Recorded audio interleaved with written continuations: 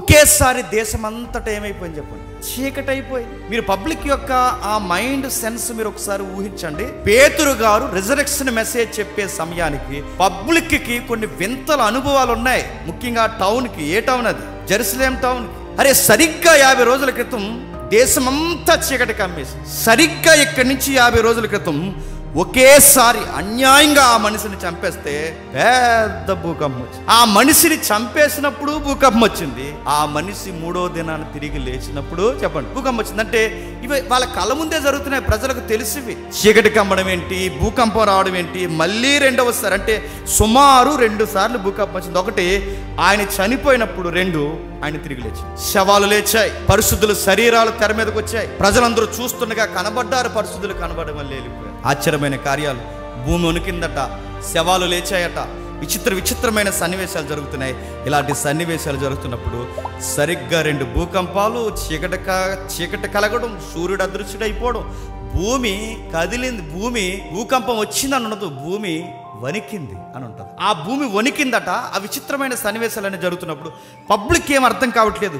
వెంటనే భూకంపాలు రావడం, చీకటి కమ్మడం, శవాలు లేవడం, శరీరాలు ఊర్లోకి వచ్చి అందరూ కనబడు. మీరు ఊహించండి, చనిపోయినోడు తిరిగి ఊళ్ళోకి వచ్చేస్తే ఎలా ఉంటుందండి? వచ్చారు ఊళ్ళోకి, నిన్న మొన్న చచ్చిపోయిన బామ ఇంటికి వచ్చింది అనుకోండి, ఎలా ఉంటుంది? ఏమిరా అందరు అనుకోండి, కంగారు అయిపోయి నడుతాను. సీనియర్స్ వచ్చేసారు, జూనియర్స్ వచ్చేసారు, అందరు వచ్చేసారు, చనిపోయిన వాళ్ళందరూ బయటకు వచ్చారు, వాళ్ళు కనబడుతున్నారు. ఈ వింతలన్నీ జరుగుతుంటే బాగా వినండి. సరిగ్గా టైంలో ఒక వార్త గింగురమని చెవుల్లో తిరుగుతుంది. ఆ గింగురమని తిరిగే చెవుల్లో వార్త ఏంటంటే ఆయన లేచాడు. భూకంపం ఏంటో అర్థం చేసుకునే లోపే ఒక వార్త వచ్చింది చెవుల దగ్గరికి, ఆయన లేచాడు. ఉన్నట్టుండి మిట్ట మధ్యాహ్నం చీకటి కమ్మడం ఏంటో అని అర్థం చేసుకునే సైన్స్ థియరీ తిరగేసే లోపే ఒక వార్త వచ్చింది, ఆయన తిరిగి లేచాడు. చచ్చిన శవాలు, కుళ్ళిన శవాలు, ఎండిన ఎముకలు మరలా లేచి మనుషులు కనబడ్డం ఏంట్రా అని ఆలోచించే లోపు ఒక వార్త చెవుల్లో గింగురమని తిరుగుతుంది. ఆ వార్త ఆయన తిరిగి చెప్పండి లేచాడు. ఇవి అర్థం చేసుకోవడం వింత అయితే, ఆయన తిరిగి లేచాడు అన్నదే వింత అయితే, ఇప్పుడు మరొక వింత ఏంటంటే ఈ చేపలు పట్టుకునే వాళ్ళు భాషలు మాట్లాడేస్తున్నారేట్రా, ఇది ఒక వింత. చేపలు పట్టే వేళ భాషలు మాట్లాడి ఇది వింత. సరిగ్గా మాట్లాడితే ఆ టైంలో సరిగ్గా వాళ్ళకి అర్థమైంది కలవరం. టెన్షన్ అయిపోతున్నారు. ఏంటి సూర్యుడు మారిపోవడం ఏంటి, వెలుగు మాయమైపోవడం ఏంటి, భూకంపాలు రావడం ఏంటి, శరీరాలు లేవడం ఏంటి, వీళ్ళు ప్రకటిస్తున్న క్రీస్తు సజీవంగా ఉన్నాడని చెప్పడం ఏంటి, కాదనలేని రుజువులు ఏటబ్బది నెల అర్థం చేసుకోవాలి. ఫెస్టివల్లో ఉండాలా, ఈ న్యూస్ని వినాలా, ఫెస్టివల్లో ఉండాలా, ఈ న్యూస్ని వినాలా. ఫెస్టివల్ ఏం జరుగుతున్నప్పుడు పెంతుకొస్తు, ఏదైతే ఆ పెంతుకొస్తు పండుగ, ఈ పండుగలో ఉండాలా, ఇది అర్థం చేసుకోవాలా. ఇలాంటి కలవరపడిపోతున్న టైంలో సరిగ్గా రిజరెక్షన్ ఫస్ట్ మెసేజ్ చెప్పిన అపోస్తలుడు చెప్పండి సైమన్ పీటర్. పునరుద్ధానపు వర్తమానం మొట్టమొదటిసారిగా శిష్యుల్లో చెప్పింది ఎవరో? పేతురే చెప్పాడు. ఆ పేతురు చెబుతూ మొదలు పెడుతుంది. ఇప్పుడు చదవండి 22వ వచనం. ఇశ్రాయేలు వారులారా, ఈ మాటలు వినుడి. దేవుడు నజరేయుడైన యేసు చేత కలవరపడకండి. ఇశ్రాయేలు సమాజమా, జెరూసలేము ప్రజలారా, ఈ మాటలు వినండి, టెన్షన్ అయిపోకండి.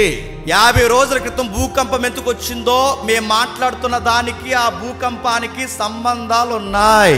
50 రోజుల క్రితం ఎందుకు యెరూషలేము లేదా దేశాన్ని చీకటి కమ్మిందో దానికి మా భాషకి సంబంధం ఉంది.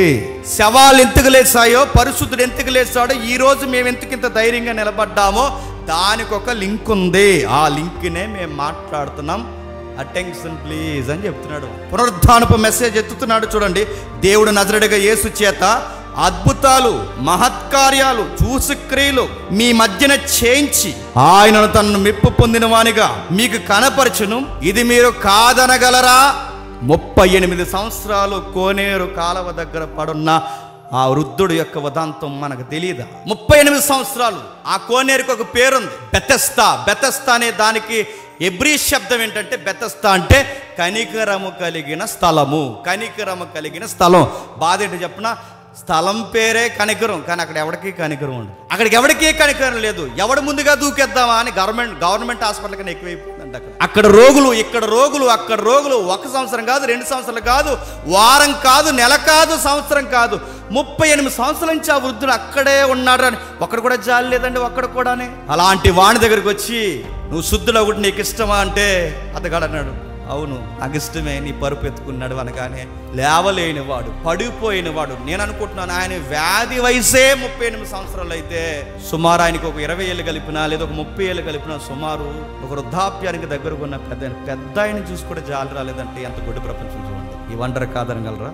ఆయన జెరూసలేం సిటీ గుండా గాజా మార్గాల గుండా అలా నడిచిపోతున్నప్పుడు మార్గం మధ్యలో పుట్టి గుడ్డెవారు ఇలా అరిసారు. ఏమన్నారు సార్? దావీదు కుమారుడా, దావీదు కుమారుడా, దావీదు కుమారుడా. మొన్న సండేలో మనం చదివిన ఆ నేపథ్యంలో ఆ మాటలు ఉంటాయి. మొన్న మనం చదువుకున్నాగా మట్టల ఆదివారం నాడు సందర్భంలో ఆ రోజు ఆయన జెరూసలేంకి వస్తున్నప్పుడు, సిటీకి వస్తున్నప్పుడు, ఆ గాజా ఆ బేతనే ఏరియా గుండా వస్తున్నప్పుడు ఆ పల్లె ప్రాంతాల్లో ప్రజల్లో గుడ్డివారు ఏమన్నారు? దావీదు కుమారుడా కరుణించవయ్యా, దావీదు కుమారుడా కరుణించవయ్యా అని గవర్నమెంట్ పట్టించుకోలేని, శాస్త్రులు పట్టించుకోలేని ఆయన పట్టించుకొని అన్నాడు, మీరు శుద్ధులు ఒకటి నాకు ఇష్టమే, మీకు చూపు వచ్చినగా కానీ వారి కళ్ళు వచ్చేసినాయి. గుడ్డివారు చూశారు, చెవిటివారు విన్నారు, కుంటివారు నడిచారు, చనిపోయిన వారు లేచారు. ఈ అద్భుతాలు కాదనగలరా?